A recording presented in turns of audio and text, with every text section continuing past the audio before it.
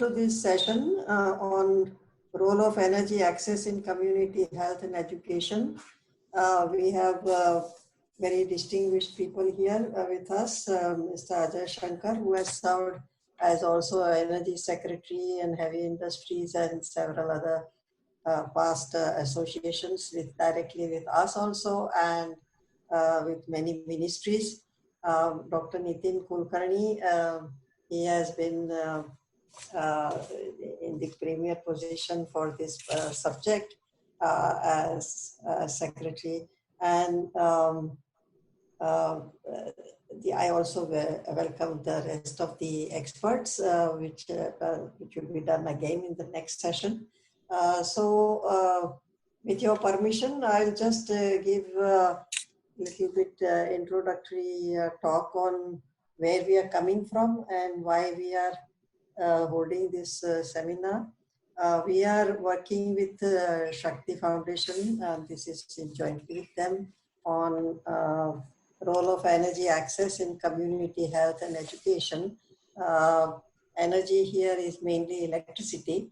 At a time when people are doing work from home, education from home, health from home, and for that they are talking about more electricity, internet access. We are still, there are some people who are working, do not have even electricity in the type of quality they need. Now,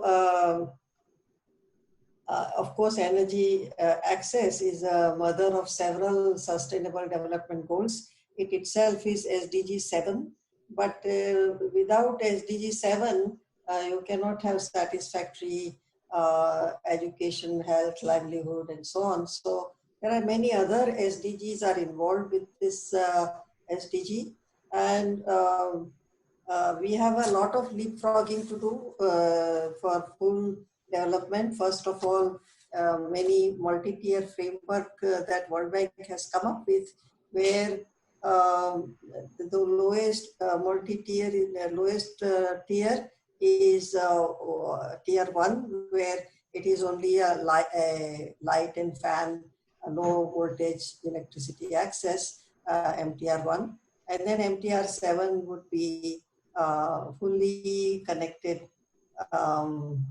and with power and high voltage and low voltage and reliable electricity is the MTR 7. And we are working in Jharkhand, and so we are very happy to have you here. There we have found many places, at least the 3 districts that we looked at, in which there were about 15 health centers and 15 education centers. That's where, and randomly selected 5 blocks in these 3 districts of Jharkhand. The level was about MTR 4. And so with MTR 4, there you can do a lot, but then still many things you cannot do with that level of electricity. And of course now with the telemedicine and so on, along with that, we should also define the internet access, but that's far away. Let's just stick to what we are discussing. So after leapfrogging, we need a lot of leapfrogging here. I'm glad that Jharkhand Renewable Energy Development Agency is also here, and under their initiative, there is rooftop solarizing programs also. And in the last 5 years, availability of electricity at the community institution has improved, but it's still not sufficient enough to run the activities. We have also looked at economics of it, and expensive fuel for diesel generator can certainly be avoided with electricity access, but also solar rooftop. Now we have already big plans for in Saubhagya, but and typically even the rural electrification had the priority for health centers and education centers. but still the quality part is yet to be ensured.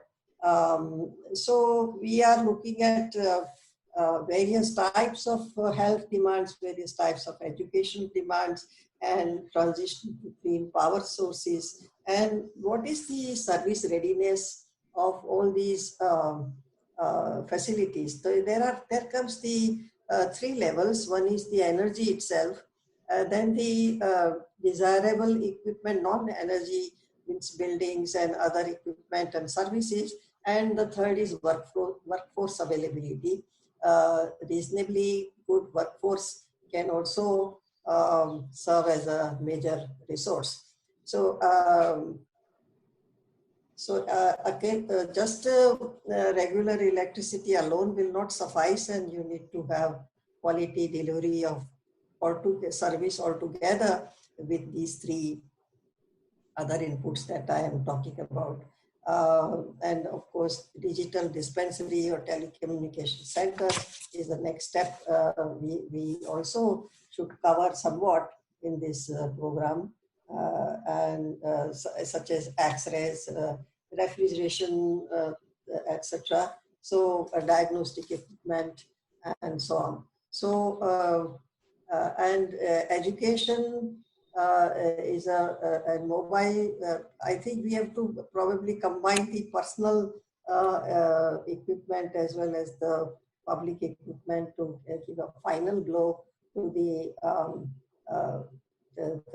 real need for this. And education from home can be partly done by mobile, but then one mobile is not sufficient for the family where there may be 2-3 children, and the head of the family also needs it for livelihood and so on.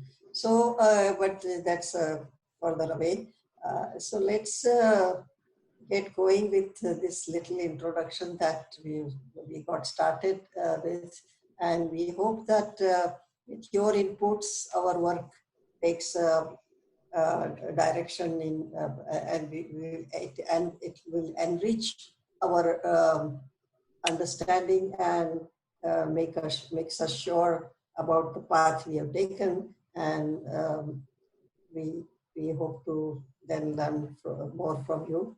So I request now to Mr. Ajay Shankar to take the chair after this welcome and little introduction about the subject.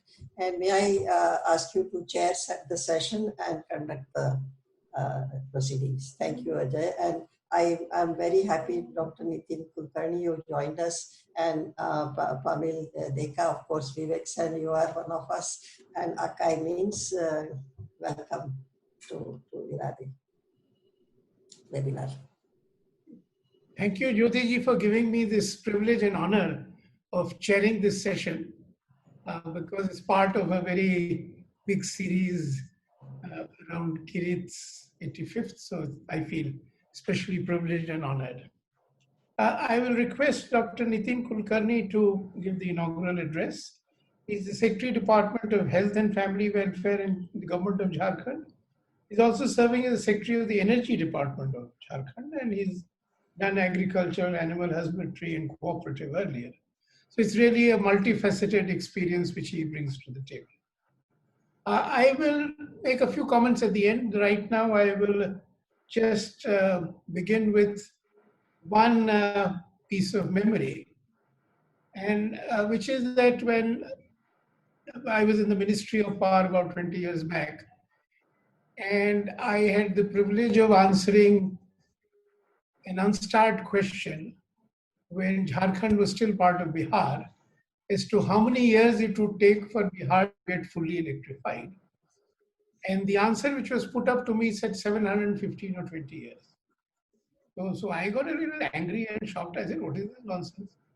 So I called my junior colleagues and they said, no, it has come from the Rural Electrification Corporation. And they said they have checked with them and they said they're right. So I rang up the chairman who was a senior to me in service, and he said, well, Ajay, I've been a good civil servant.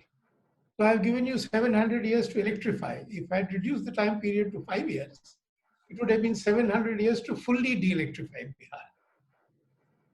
And that was the beginning of a long journey when this whole program of national rural electrification began. And today, what we have achieved to me is a matter of extraordinary pride, because when the program was launched, there was great skepticism all around, especially about Bihar and Jharkhand, that these are impossible states to achieve things. And what has been achieved is truly impressive. And one more comment, and when I was, battling as a joint secretary to get approval, I kept saying, how come in development we has assumed that we can keep rural India in the pre-industrial age and think of electricity only for irrigation and food production? But how come in the whole development debate for the previous decades, electricity for villages meant electricity for irrigation only? So with these two opening comments, let me request the inaugural address of speech from Dr. Kulkarni. Dr. Kulkarni, floor is yours. Good afternoon, respected chair, respected Dr. Kirit Parikh, Dr. Jyoti Parikh, madam, all the panelists present here. It's a sort of very heartwarming experience to be interacting with such all the high officials and dignitaries who are so full of wisdom and knowledge here. In fact, when I was asked to, someone called me and asked me that whether I would like to participate in this webinar. Even still now, I am not able to catch the subject. That when the subject says role of energy access in community health and education, and it had never dawned to me that there is a role of energy access, because it is something we take it for granted, that I cannot imagine life, and we are all interacting together, and even in this completely restrictive environment, we are able to see each other and actually participate in a sort of a webinar. It's all because we are accessing the energy or electricity for that matter. And as rightly mentioned already, that it is a part of sustainable development goals, but that sustainable development goal 7 is defined in a very unique type of manner. And I think Chairman sir will agree that providing all this electricity with all these qualities, like making it affordable, reliable, sustainable, and modern, I think it's a very sort of a utopian type of definition, but still we can definitely strive to at least make it reliable and affordable and sustainable, if not modern. As on date, obviously there are issues about the electrification. We have completed the rural electrification, but still the question is not only supplying the power, question is ensuring that it is reliable and sustainable.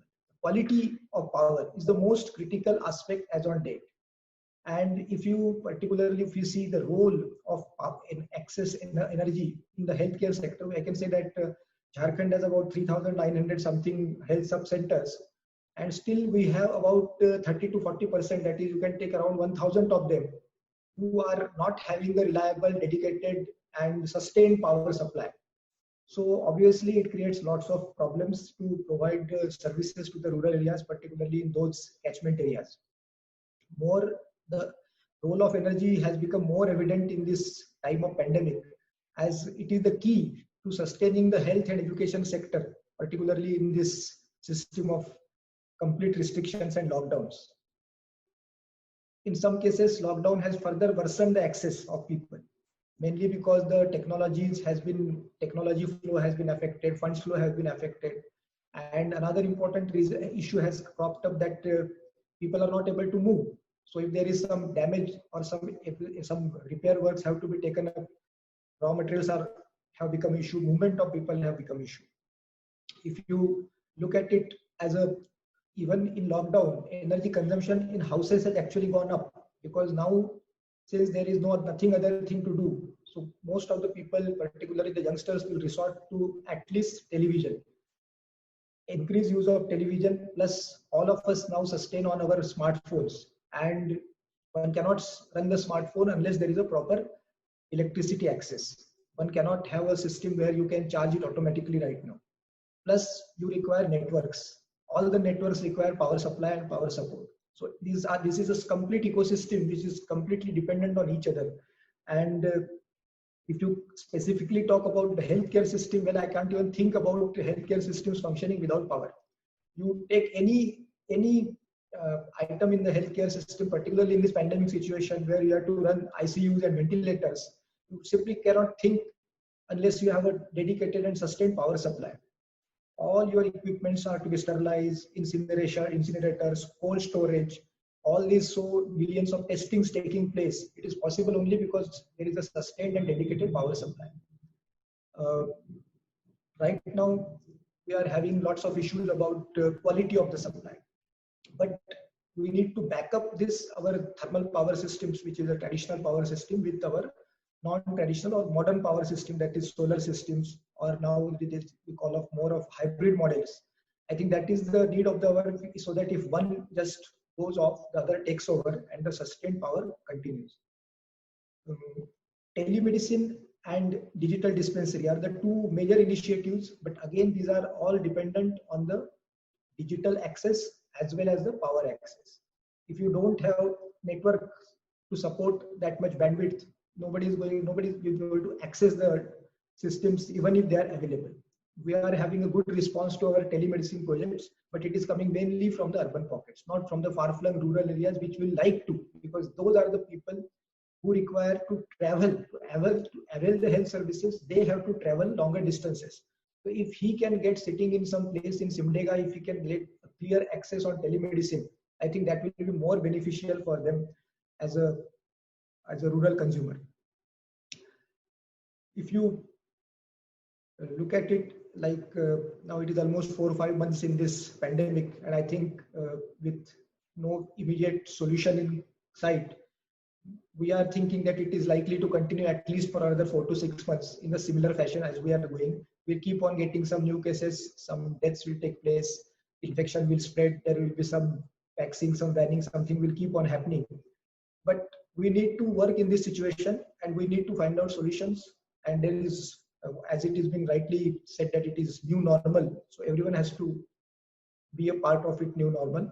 I only hope that this pandemic increases the international cooperation and the national cooperation also to improve the access to the energy, particularly the non-conventional ones.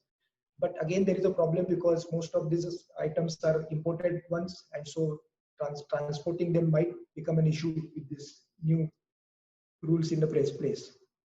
There is a digital divide, there is also sort of energy divide among the society, particularly in villages. We can always see this. So this energy poverty or this energy gap, I think we need to ensure that this gap is reduced to the minimum possible. Ideally, there should not be any gap. Each household should have equal access to the sustained and reliable power supply, so that they can use whatever equipment they want to and whatever equipment they need to. Like all the schools are running on online classes, but if the kids don't have access at a sustained power and the digital support, they are not able to access it. In fact, it is said that almost 30% of students are unable to access this online education just because there is either no power or no network. So I think we need to have a very real look at it. We need to find out some local solutions of, like we have a solar standalone street lights. Similarly, maybe to run the small PC or a tablet, if we can have a small solar photovoltaic, etc. I think that remains the key to provide it to each and every household. But right now, yes, we are all working to ensure that the pandemic is controlled and there is least damage to the mankind. But as we can see that it is now slowly turning from a purely health crisis to a sort of economic and humanitarian crisis. So we need to ensure that it doesn't snowball into a humanitarian crisis, and we have to control it at its core. I think energy has a great role to play in it. And if we can all ensure that there is a continuous supply of reliable and sustained power to, in whatever method, either conventional or non-conventional, to each and every individual, I think their sufferings will come down. And particularly the mental impact of this pandemic is the one which one should be really concerned about. We are repeatedly having the cases where people are having serious emotional and psychological effects because of this environment in which they are exposed to right now. More impact is on the aged as well as the teenagers. they are unable to take this extra stress on them. And I think energy has a great role to play, because if energy also is withdrawn from this system, I think there's some system may collapse. So I hope that we have come out with some good affordable solutions to provide that and improve the access for the healthcare and education. I thank you for giving this opportunity for this inaugural session, and I really look forward to get some good solutions from the webinar. Thank you very much. Namaskar. Thank you, Dr. Karnik. This was very practical, ground level realities and experience that you've brought to us in this inaugural address. Now, may I move on to the panel discussion? I'd request each panelist to speak for about 7 to 10 minutes so that we have a little time afterwards for a few questions to be posed and answered. So we'll begin with Mr. Vivek Sen. He provides strategic planning leadership to the Shakti's Clean Power Program. He has over 14 years experience in power and climate domain and has really specialized in strategy formulation, policy analysis, program development, and market design. Mr. Sen, please.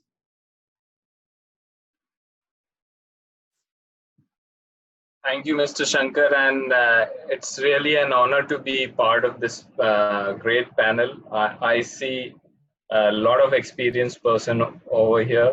In fact, it feels great that a lot of people are concerned about it, and people who really matter in the system are really talking about this as a topic.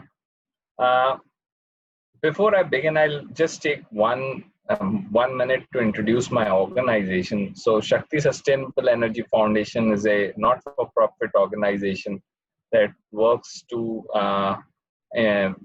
enhance and hasten the transition of Indian power sector to a cleaner power sector. And with that statement, when we talk about a cleaner power sector, electricity's use as a tool does come into foray. Over the last few years, we have been working, in fact, over the last 5 years, we have been working relentlessly on improving the energy access across many parts of the country, which earlier didn't have access to the energy. Some of them were totally dried up, with no connection at all. Some of them had very limited supply of electricity. And when the situation improved with Saubhagya and Power for All scheme, we immediately realized a problem. We saw that, and which was very rightly mentioned by Dr. Nitin, that, and also by Mr. Shankar, that these days in the political corridors, electricity is imagined as a tool to improve the agricultural output. So it's an input to the agricultural community, but rather it's not seen as a critical input to the health sector or to the education sector. And that gave us an idea that we really should have a strategy that should work and that should employ electricity as a tool to improve the delivery of health services and education services, and plus improve the livelihood in the rural economies. And that's when the dream of having a 24/7 access that allows equal opportunities to all citizens in India will come true. And with that perspective, we started to analyze what are the problems that when we talk about energy and health sector or energy and education sector. There are many. Of course, there were few listed by Dr. Parekh as well. One of them I really want to concentrate on in my address is that we have been working in this space for last 1.5 years now, and what we have noticed that there is a absolute lack of coordinated actions between the key stakeholders at the state level or sub-national level. So the electricity department functions independently, whereas health, education, and livelihood department function independently. They really do not interact with each other. And we have seen the main cause of this is that there is a very limited discourse and dialogue between the electricity and other social sectors like health, education, and livelihood. Now, this is a situation which is really not desirable when we want to improve the supply of electricity to health, to improve the health services, or to improve the delivery of education services.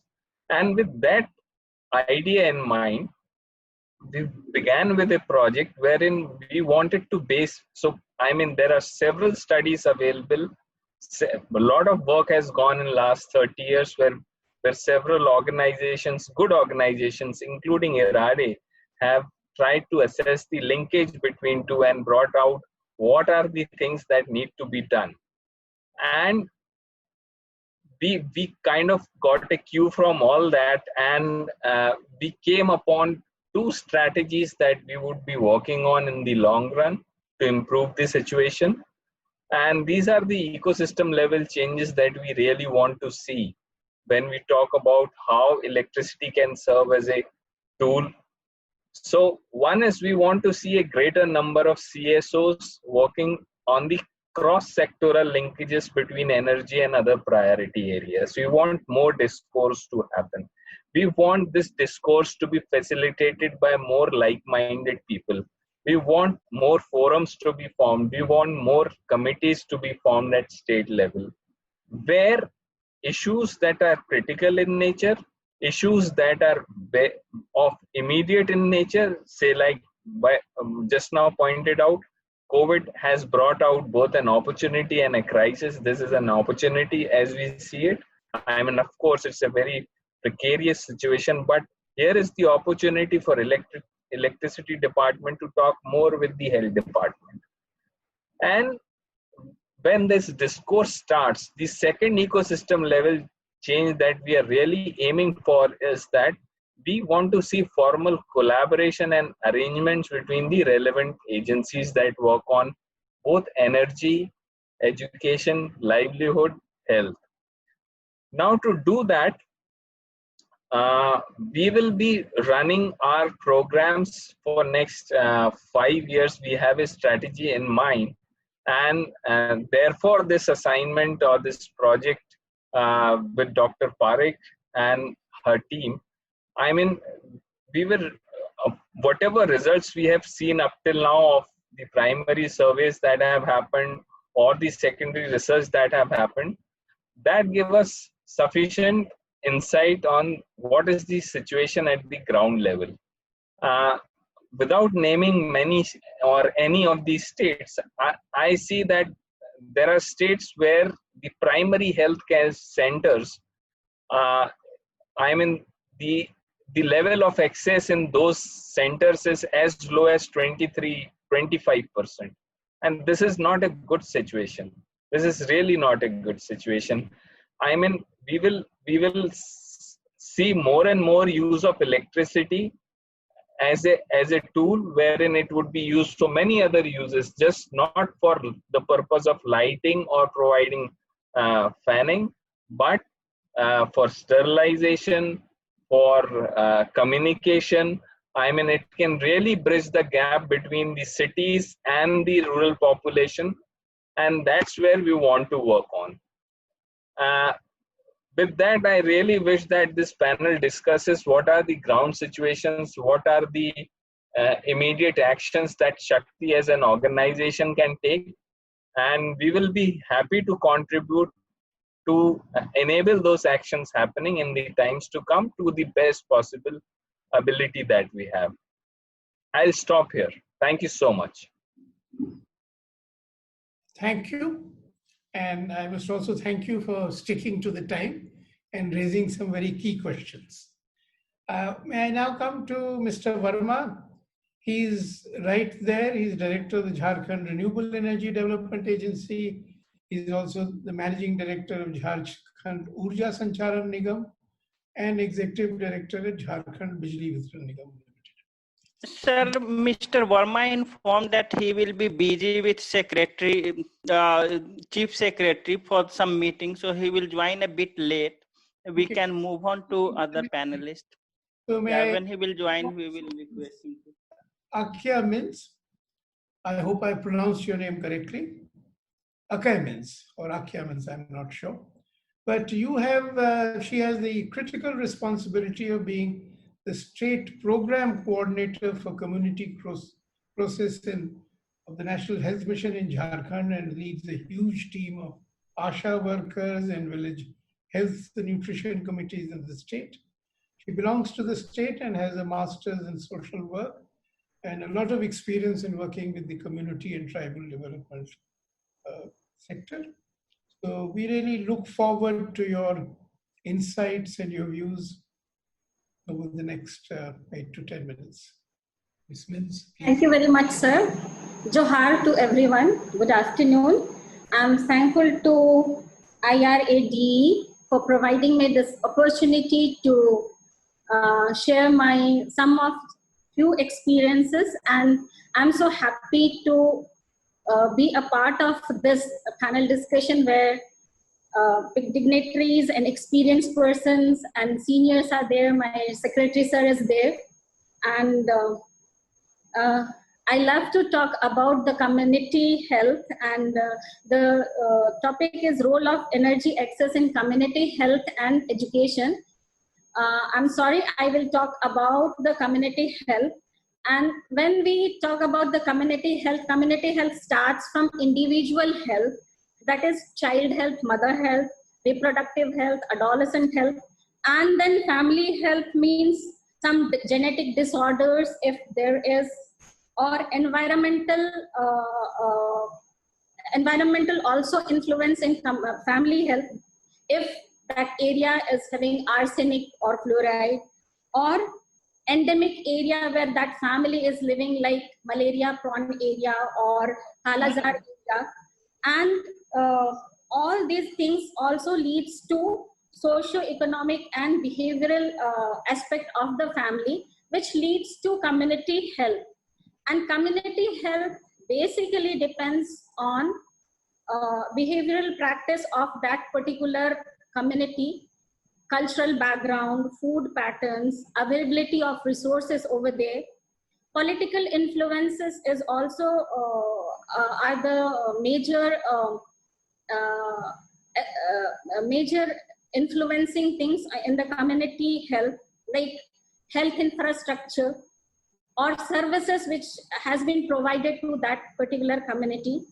And then socio-economic behavior, socio-economic aspect, like the community belongs to which caste or classes, or urban area or rural area or industrial area. And economic aspect is also there. Like we always talk about, whenever we are talking about health budget, then we used to talk about GDP and what percentage is there which is allocated for the health. So, and then environment, where the whole community is staying, forest, water resources, minerals, facilities, political will, mining, industrial area. So all these things made the whole community to be affected or to be influenced for the community health. And SDG 3 tells about health for all ages. So now the role of energy access for community health comes, will start from the home.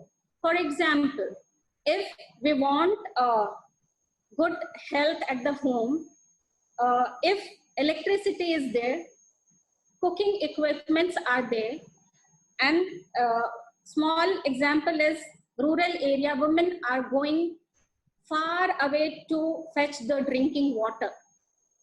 But if electricity is there, water facility is there, one push of a button to get the water at home means a woman drudgery reduction.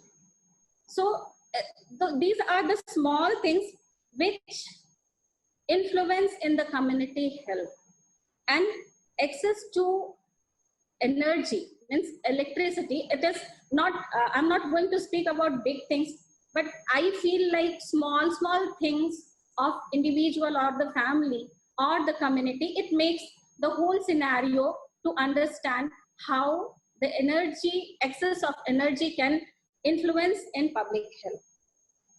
And for example, the people who are deprived or staying in the hard to reach areas, so they don't have so much of accessibility of electricity.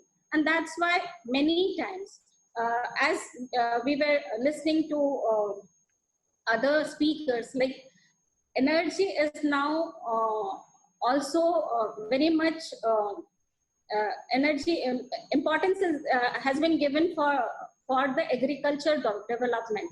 But the villages where there is no electricity, people are migrating for better livelihood opportunity. So this also influence in public health. And lack of electricity also affects in the health facility and the service provider.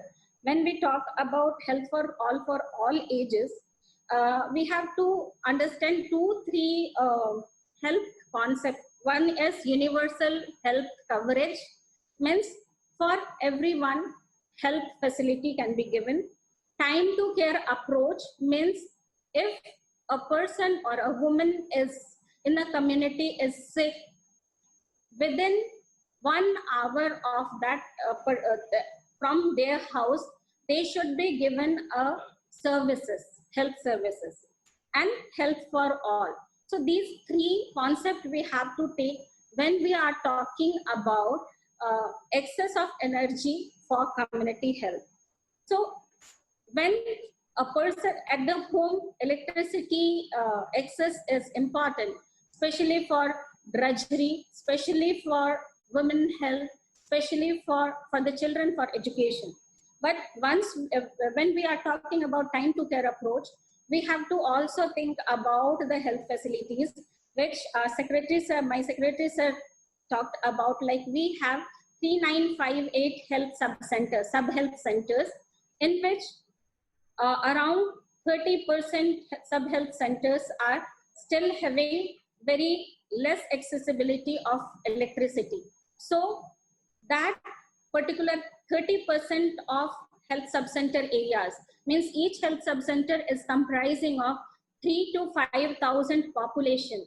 So we can understand those areas, if we want this time to care approach, it is very difficult, because in health sub-center or any health facility, we need electricity for OPD, outpatient. Even for outpatient treatment, we need proper light. If an ANM want to see to do ANC of a pregnant woman, she need at least proper light, proper electricity.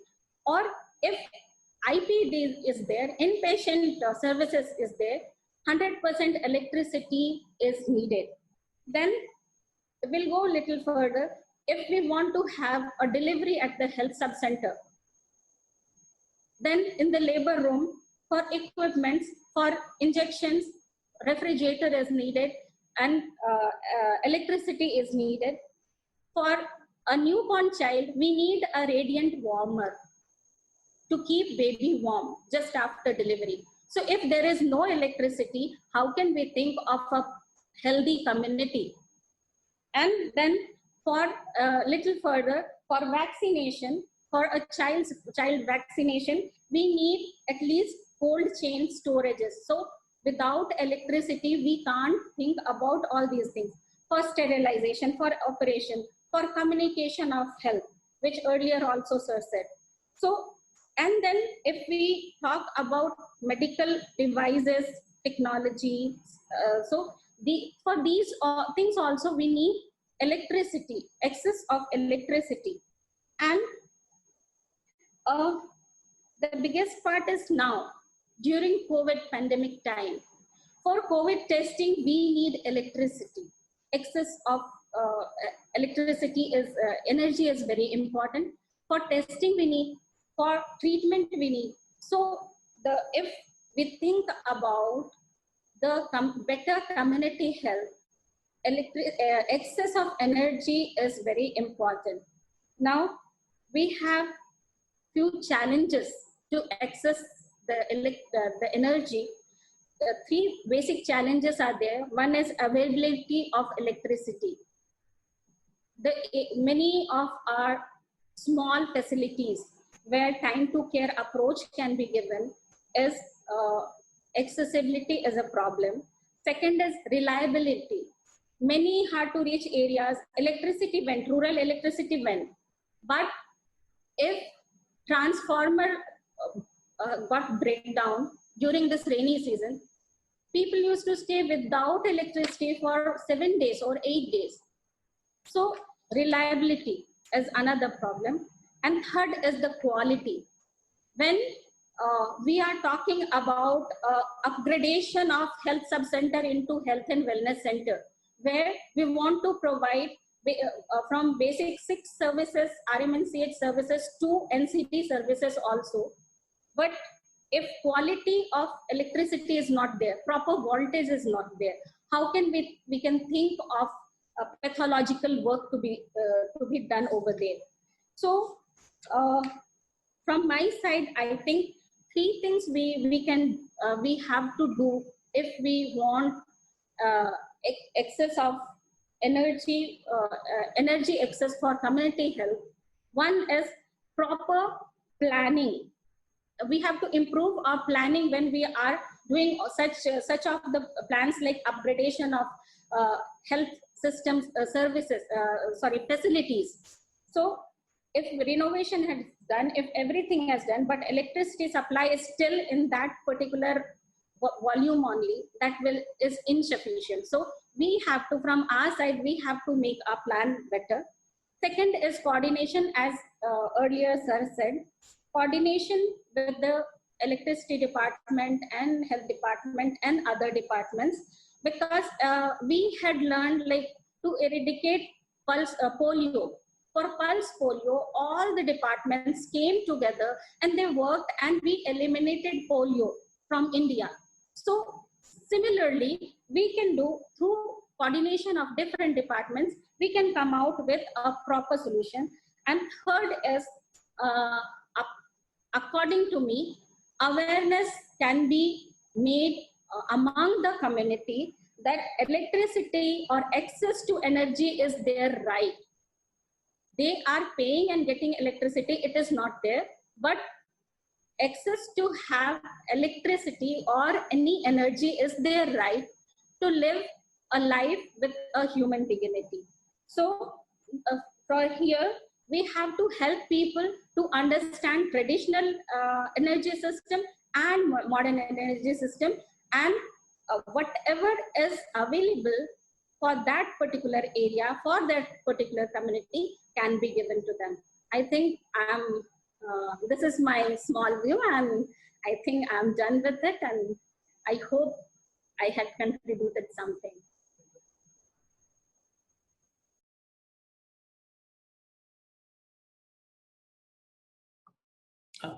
Sorry.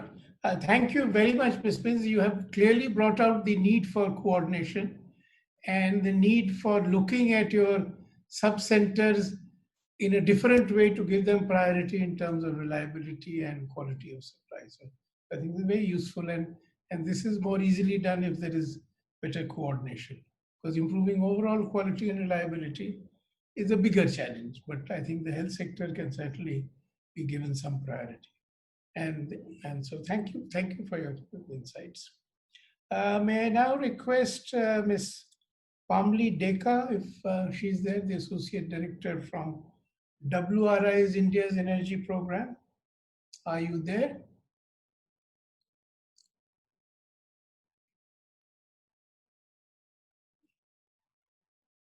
Is Ms. Pamli Deka there?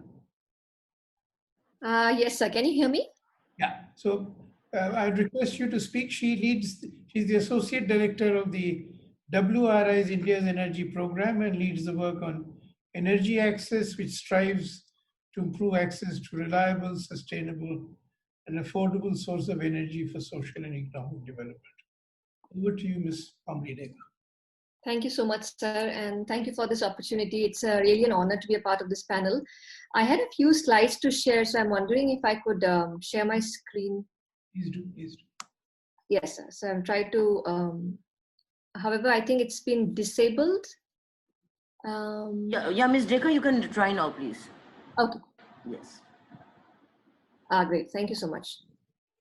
So there is a bit of a power issue on my end. In case I disconnect, I'll try to log in immediately back.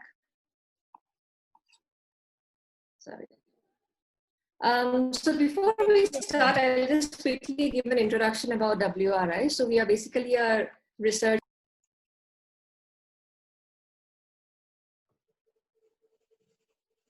We can't hear you. We can see the slide, but we can't hear you. Can you hear me now? Yeah, we can hear you now and we can see the slide. Great. So I think I'll keep my video off just for the purposes of bandwidth. Yeah, that's Yeah. a good idea. Great. Thank you, sir. So in the sense, I'll quickly give an introduction of WRI. We are a research organization based out of India, and we work at the nexus of environment, economic opportunity, and human well-being. So there are three big areas of work which we conduct in WRI as a part of the energy program.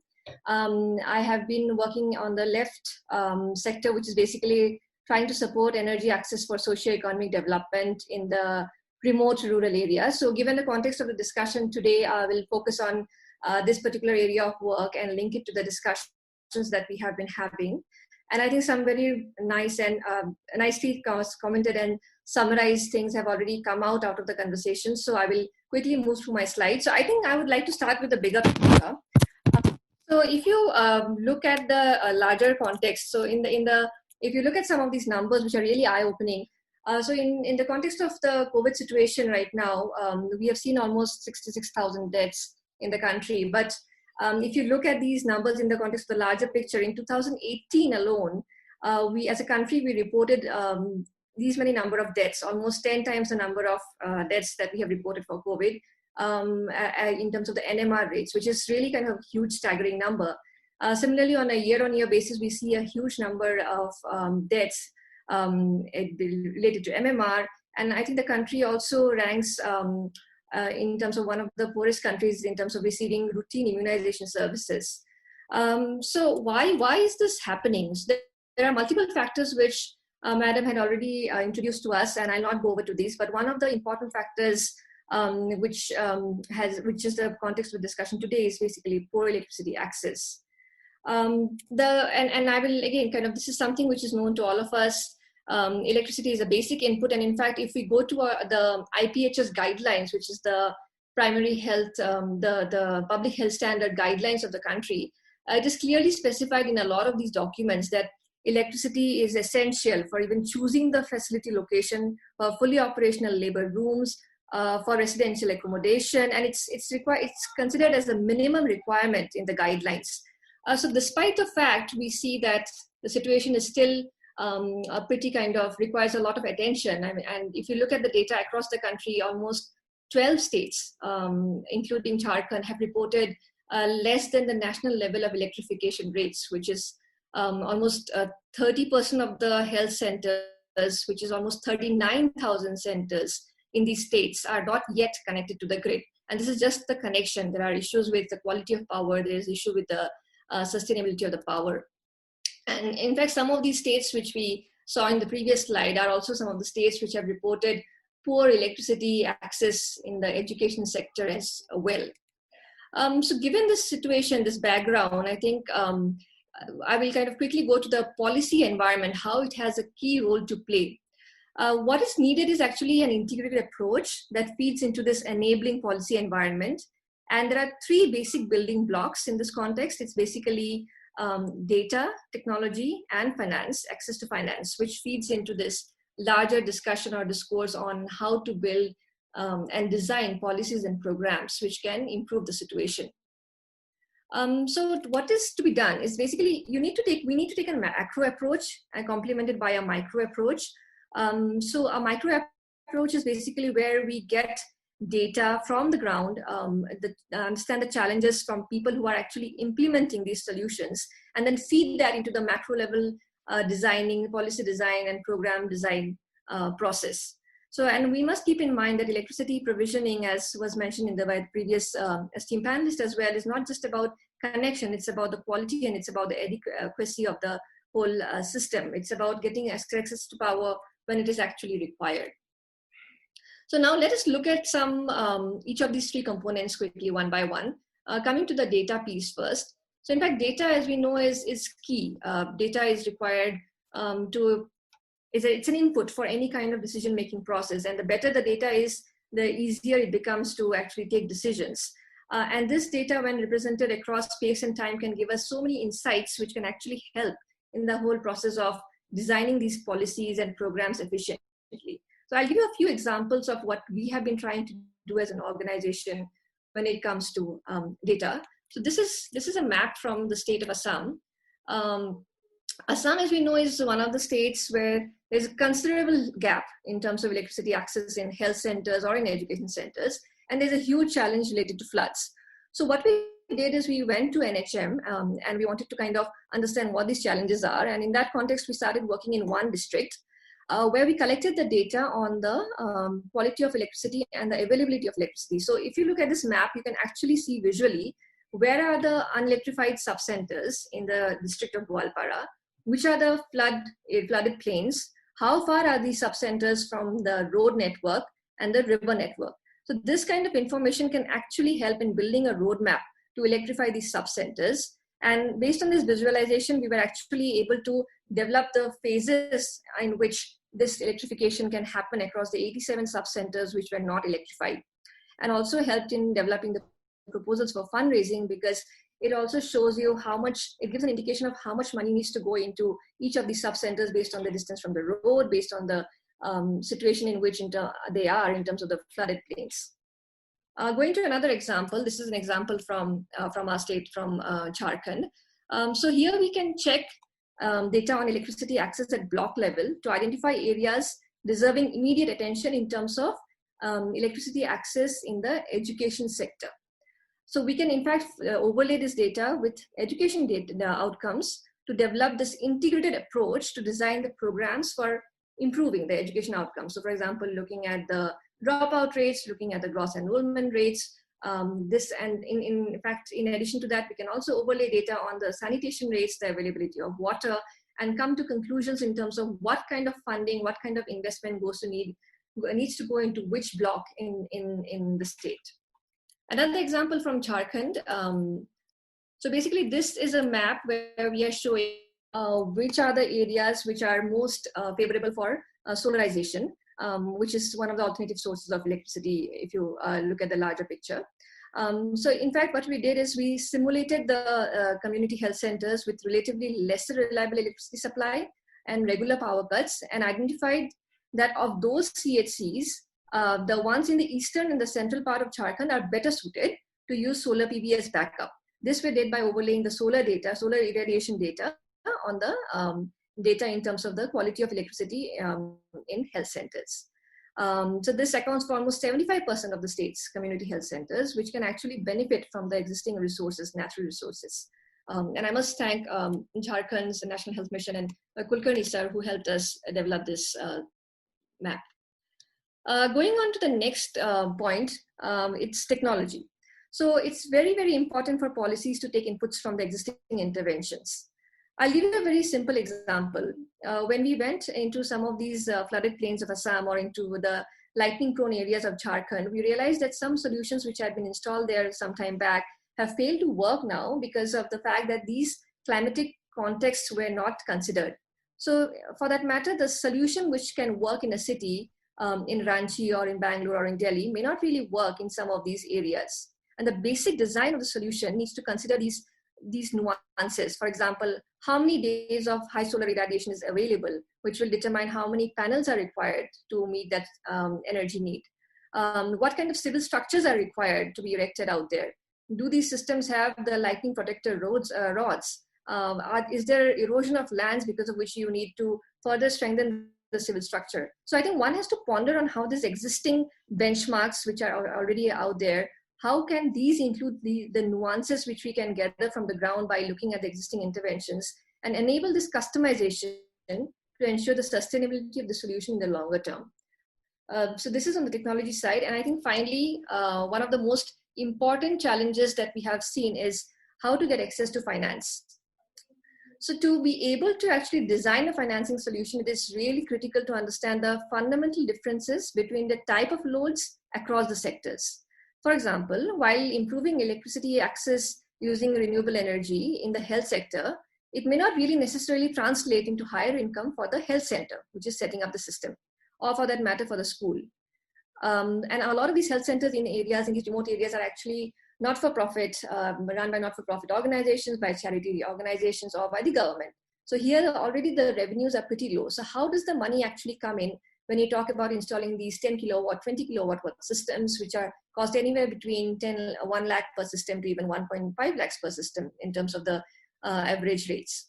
So the operating model and the impact of RE should be considered while trying to design the policies or programs for improving the access to finance. And in addition to the upfront capex, one has to also look at how do you take care of the operating expenses. So for example, there's the daily maintenance expenses, there's the expense related to battery replacement. How do you actually, while designing the system or the solution, financing solution, how do you include these elements?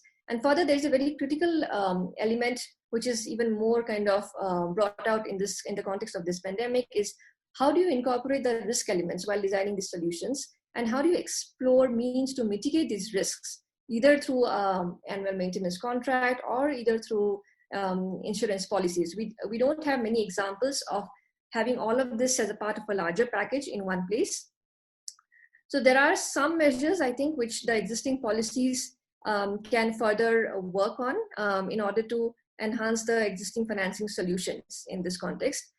Until now, we have mostly seen grant-based funding in the kind of course of our work in the 3 states of Assam, Jharkhand, and Rajasthan, or public financing. But beyond that, we have not seen really a model which has worked in the context of the social sector, be it health or education. So these are the overall 3 kind of main components. And as kind of Vivek has already mentioned, we see a very siloed approach in terms of the whole policy-making process. So the energy sector does not necessarily consider these requirements and these nuances of the development sector, and vice versa. So only if an integrated approach is adopted, we believe, across the departments, and not just across the departments, within the departments. So if you talk at the central level, the state level, the district level, and the block level, can these efficient policies be designed to reduce some of these existing gaps?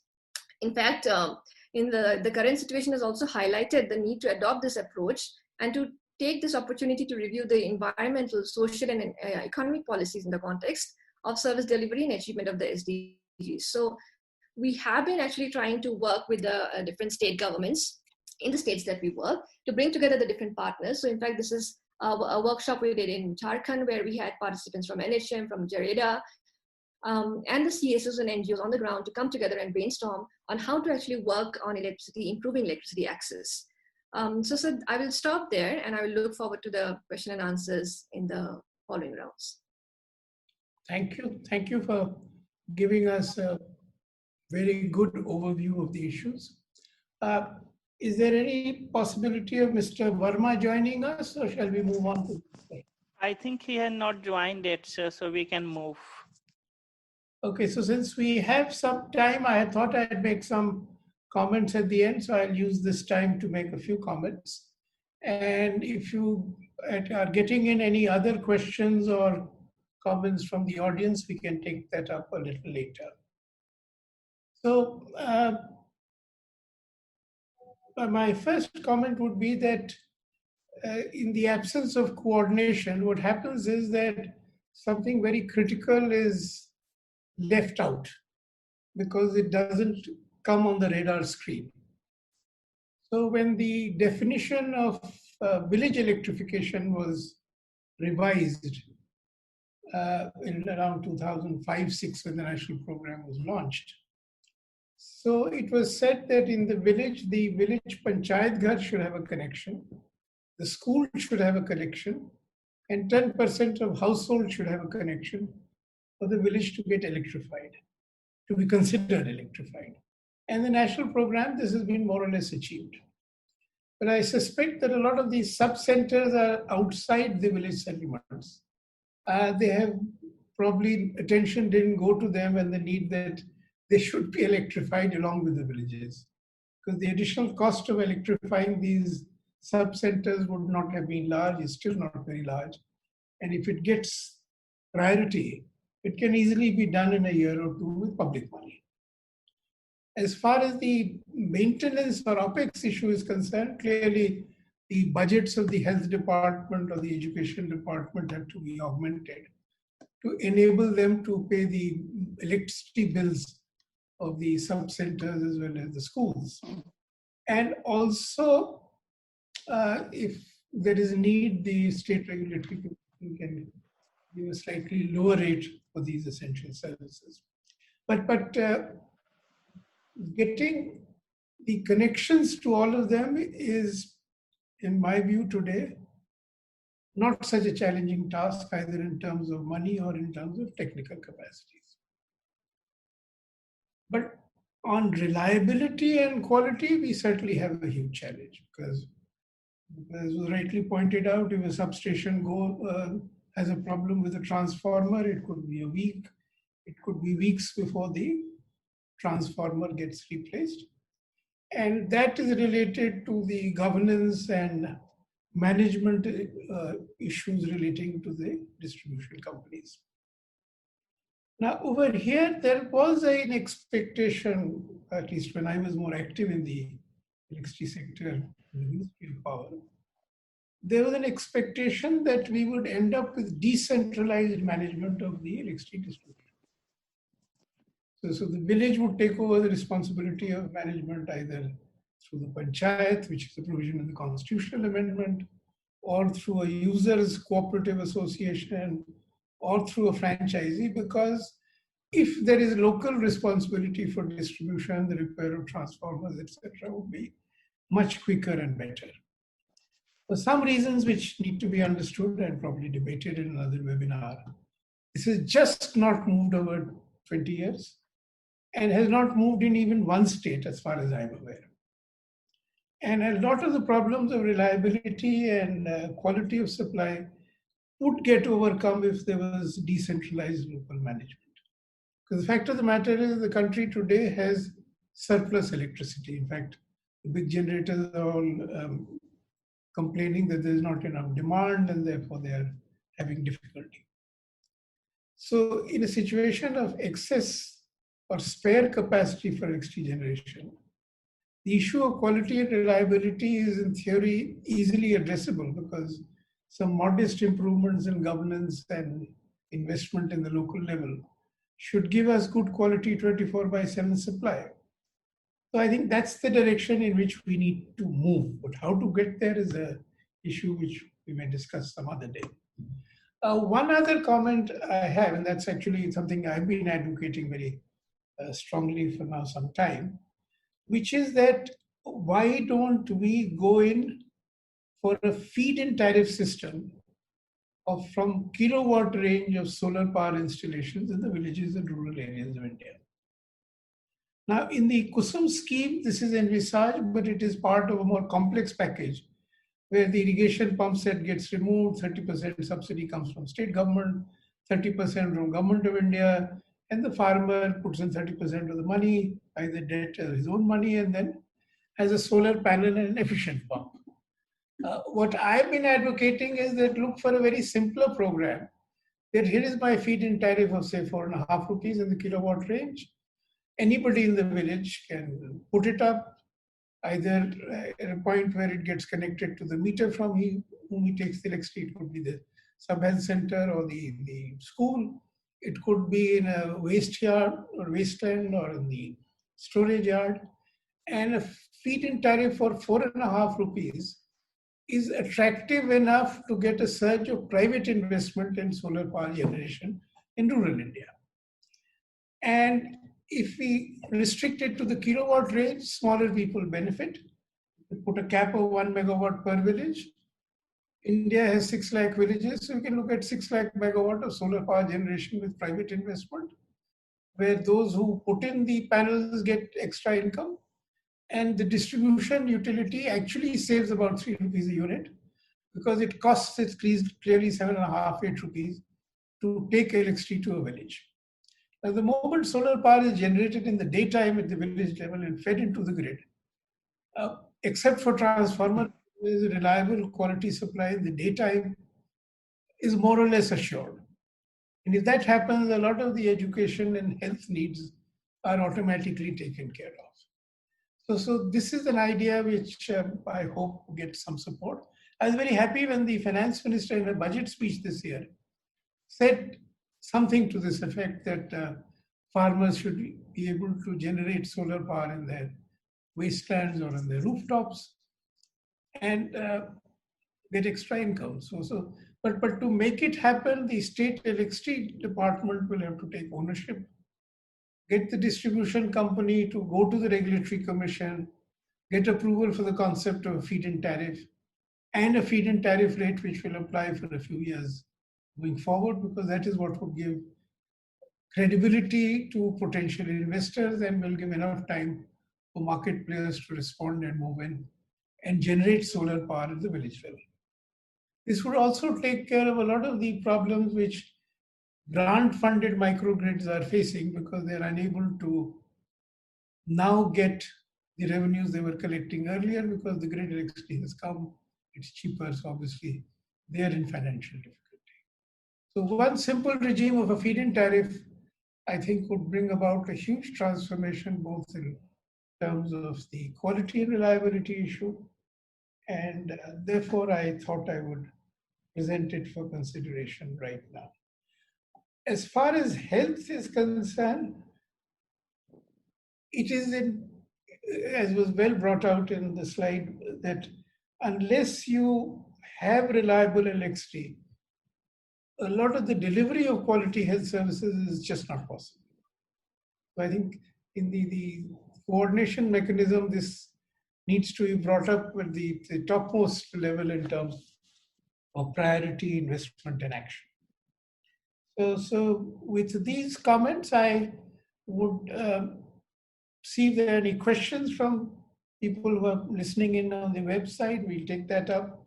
Otherwise, we'll go to the panelists and say whether they have some further comments or questions, and I will also have some questions for the panelists. So there is no question. We have not received any question in the QA box yet. So let me, is Dr. Kulkarni there still? Yes, Dr. Kulkarni.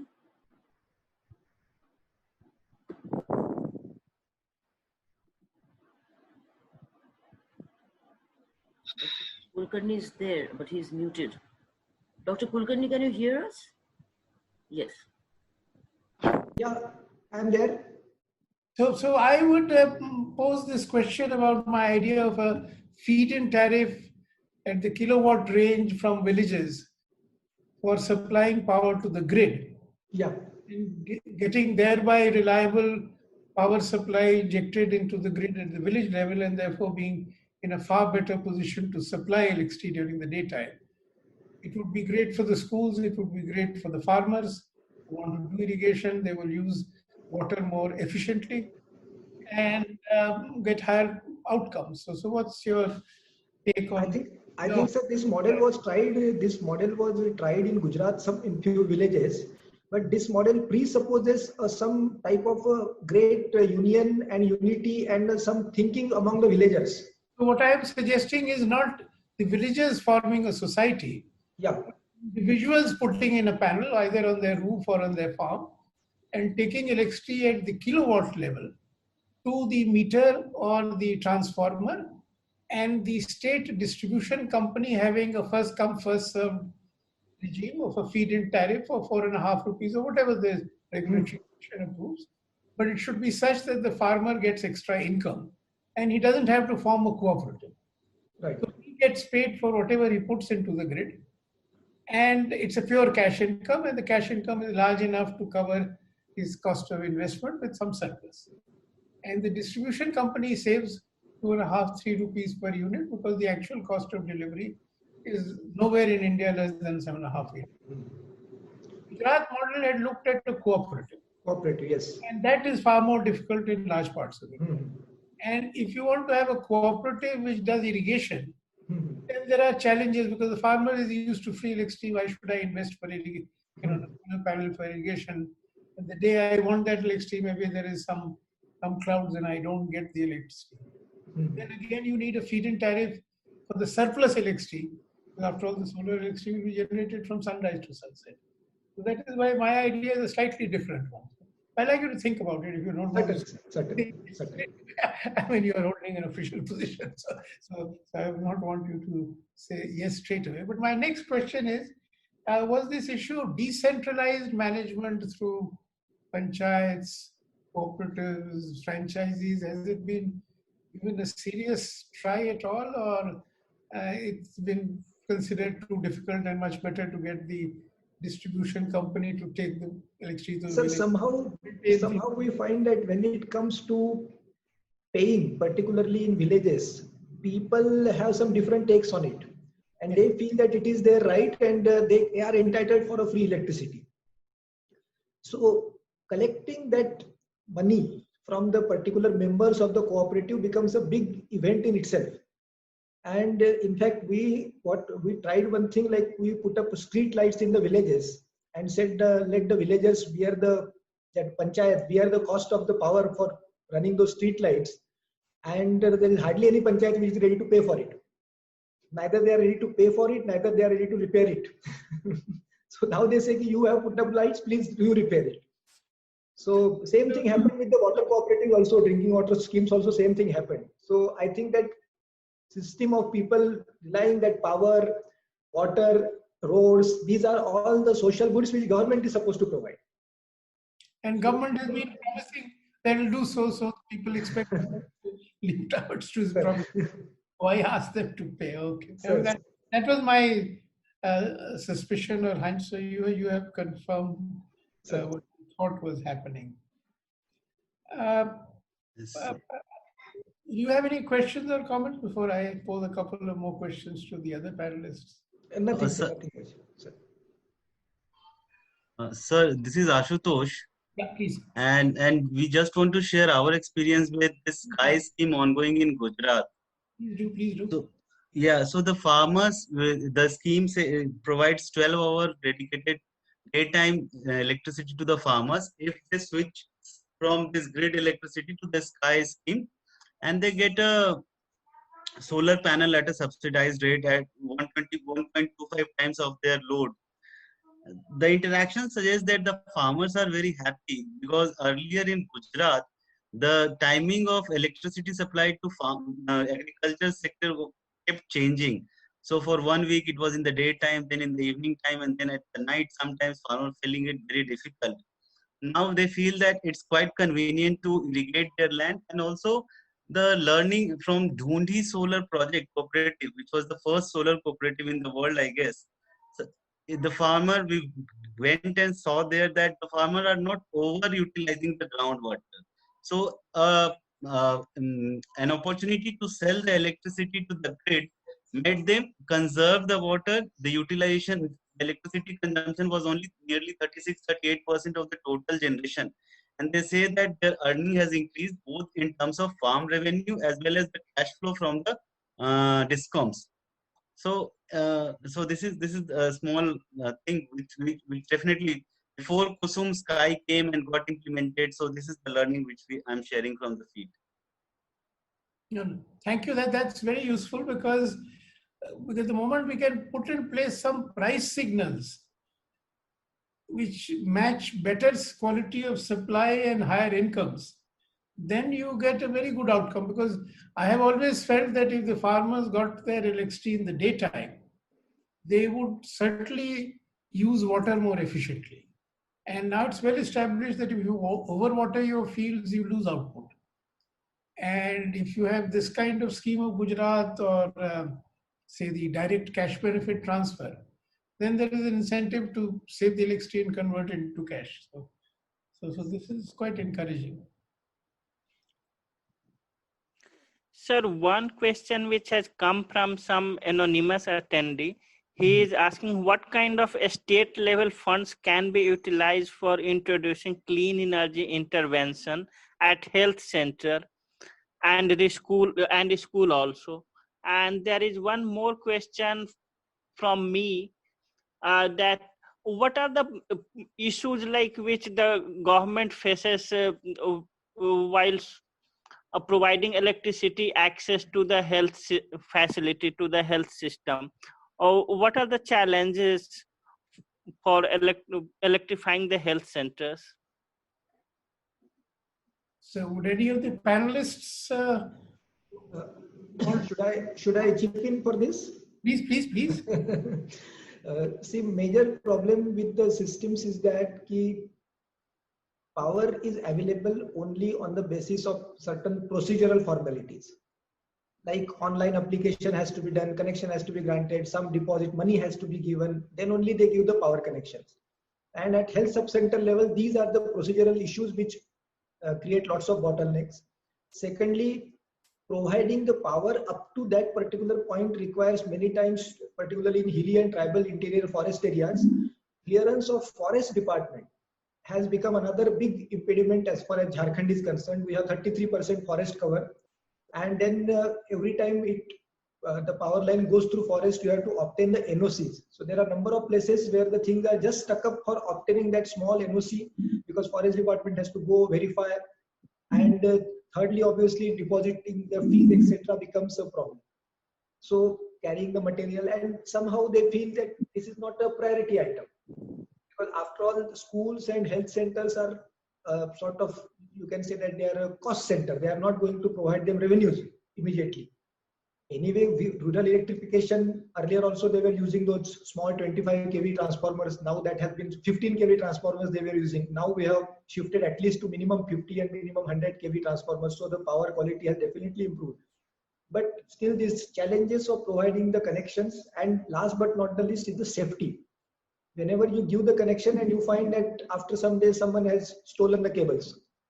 So that these are the major issues, that these are the hindrances which I can say that prevent from early electrification, particularly health centers and schools. I think that's I think the ground reality which you have explained very well. So, this is Ashutosh. I have a question for Pamli. So, sir, my question is, how do you visualize the synergies between education services and energy efficiencies, and how energy solution can help in ascending the education in the state as well as in the country? Yeah, I think everyone can, all the other panelists can answer this question as well. But in terms of energy efficiency, I think it's the lowest hanging fruit indeed. And what we have observed is when we try to design solutions which don't consider efficient appliances or technologies, then the whole size of the system goes up. It is not optimal to design oversized systems because at the end of the day, when you move towards efficient appliances, your system might become redundant. Or for that matter, if it's not planned properly, it will not be used in a sustainable manner in the long term. In terms of the second question, I think the connection between electricity and health is a bit more obvious versus the connection between electricity and education. You can still go to school and conduct classes as usual without electricity connection, and that we have been seeing in terms of our original education system, where the Pathshala system, right?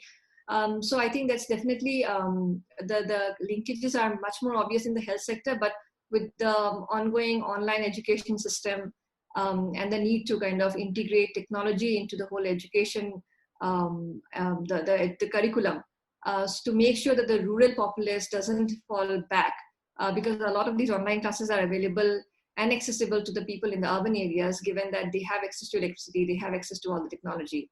I think in that context, it becomes very important to kind of think as we move into the future, how can we enable the rural populace with the technology, or for that matter, the electricity to run this technology. So those are my short comments. Thank you. I'd supplement what you said with one more comment, which is thanks to this IT world and the fact that practically the entire information available in the world is accessible online through a laptop or even a smartphone. The digital divide is creating today a huge divide between those who are privileged to have access to the digital world and have been taught or have taught themselves how to use it, vis-a-vis those who do not have that access. And ELECTRIFY is a key pillar of that access. Without ELECTRIFY, it's virtually impossible. But the other part, which is not part of today's panel discussion, is working with the service providers to get all the content available in the English language easily translatable or accessible into our local languages.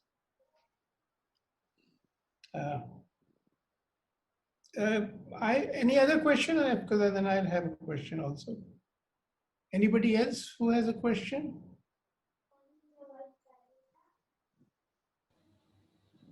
I have an observation. Please.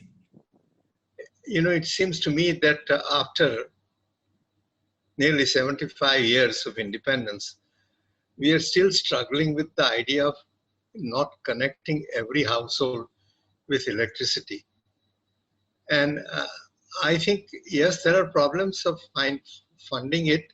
There are problems of finding who will pay for it. But I think connecting every household, every place should be taken as a public, public good, and the government should spend for it. Afterwards, of course, you should charge for electricity and provide some poorer households DBT to supplement their expenditure on electricity. But I do not think that this is really an issue that we should be discussing after really all then 75 years of independence. I think it just doesn't make any sense that we are still concerned about these trivial things, in a sense, it seems to me. You know, if you think about China, how quickly did they electrify every household? Or even United States, they did every household were electrified way back when. So I cannot understand why we should not have the ambition to do that. I think one of the problems I see with Indian policymakers have been that we haven't shown the vision or the ambition to do things in a much larger scale than we have even aimed in our 5-year plans in all these years. Of course, I think the Prime Minister Modi really has that vision. He is also pushing things. But I do believe that along with that vision, you need to provide the resources to do these things. Of course, the COVID thing has really disrupted everything, but it should be possible to do this. It seems to me that it is not really a question of people's ability to pay for connections. That I cannot understand. I think we should really think about connections as to be provided to certain households. Those who can afford can be charged for it. But by and large, we should give connections to everyone, but charge for electricity appropriately so that there is an incentive to use it wisely and frugally. Thank you.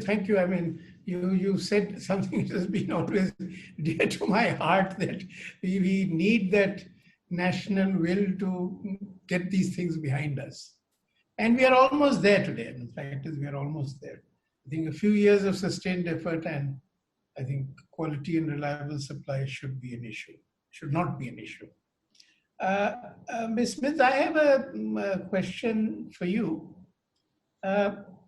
If, say, all the sub-centers were electrified and had quality and reliable supply, and if all the homes again had quality and reliable supply, how many years do you think it will take for the health parameters to reach levels which you would consider decent and desirable? Are you there, Miss? Yes, sir. Have you heard my question, or should I repeat it? Yes. I heard your question. And see, you must have seen the Niti Aayog health ranking reports also, how Jharkhand is progressing. See, I understood we have some problems are there, like HR is a big crunch, but let me tell you, in our 3958 Health Sub Center, we have 2 ANMs, 2 MPWs, females are there. So regarding health parameter you are asking for, you can see the progress like our MMR and IMR and TFR. These things we are progressing. We have our own vision document for Jharkhand government also, and for SDG also, and we are working hard with the good leadership of Dr. Kulkarni sir. The whole team is working, and you can see in many indicators we are like doing good. So I don't think so. I'm very much hopeful that our whole state will do something good, and we are doing, everyone is doing, and like if electrification will be done, things will be more, let me tell you that we should be very hopeful for the good things, because people are good, system is good, everything will come together and we can work hard. Thank you, thank you. That's very encouraging. And I'm so glad to end the panel discussion on this optimistic note. May I now hand it over to Dr. Kirit Parekh for his concluding remarks? Yeah, thank you very much. I think I've learned a lot. I think it's a very interesting discussion and observation. And of course, always one looks at the macro level thing, and then you hear the concerns and understandings and the issues that people face at the micro level. And you really think that, yes, one needs to tweak the policies and measures to get to these issues. To me, it seems that it is really, I mean, as Dr. Kulkarni said right at the beginning, he doesn't understand the issue. It's obvious that electricity access is critical for education, critical for health, and so on. We all know that. We really need to worry about how we get there. Access is one thing. To every household, we should have an access. That's clear. That's what I think should be public responsibility to provide that connectivity. But afterwards, we need to worry about not just access. Every household should be able to use that electricity. And that use, we have targets about 1 kilowatt hour a day per family. Now, many households would not be able to pay for this, but they will pay part of it. They can pay. So we need to work out a kind of a direct benefit transfer scheme that will provide them with the support needed for that kind of electricity consumption. And it should be linked to the electricity use that they do above a certain level of things. I think it is possible to do that.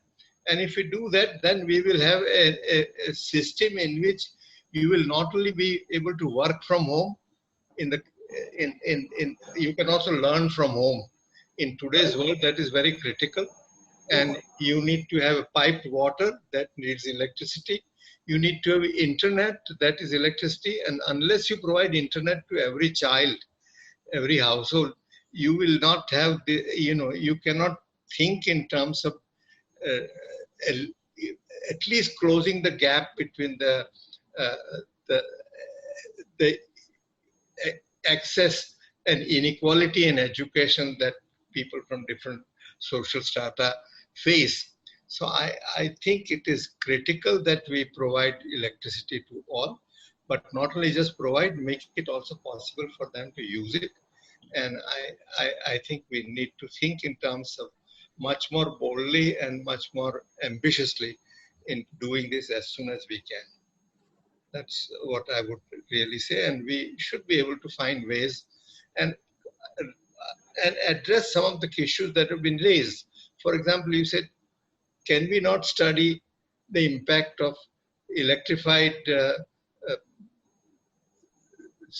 public health centers and non-electrified and see the difference in the in the various health parameters that it makes, and how long does it take to make this difference. Some of these are easily researchable issues, and we hope we can get to some of these things and clarify this. I mean, years ago, Dr. Jyoti Parikh, when she was at Indira Gandhi Institute, had done a large village survey about indoor air pollution. And you say that, it looked at households, look at the cooking habit and history. It looked at that income level. It looked at the pollution level. It measured that. It even had doctors,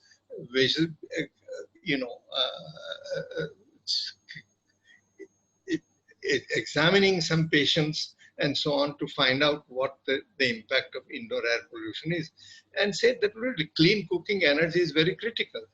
Now, if you want to buy clean cooking energy, we are talking about LPG, but providing LPG to